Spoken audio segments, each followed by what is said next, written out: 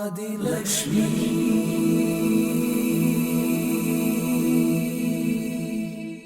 श्री धनलक्ष्मी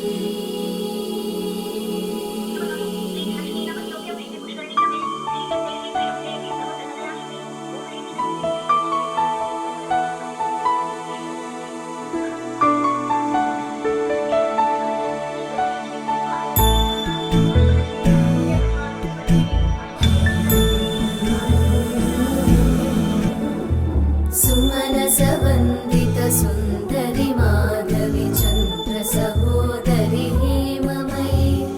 मुनिगणवन्दित मोक्षप्रदायिनि मञ्जुळभाषिणि वेदनुते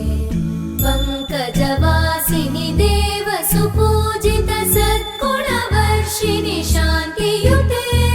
जय जय हे मधुसूदन कामिनि आदिलक्ष्मि जय पालय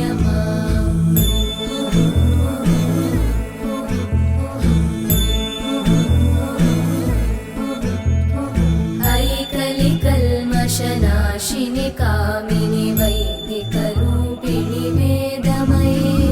क्षीरसमुद्भव मङ्गलरूपिणि मन्त्रनिवासिनि मन्त्रनुते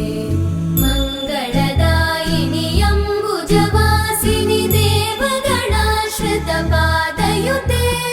जय जय हे मधुसूदन कामिनि धान्यलक्ष्मि जय पालय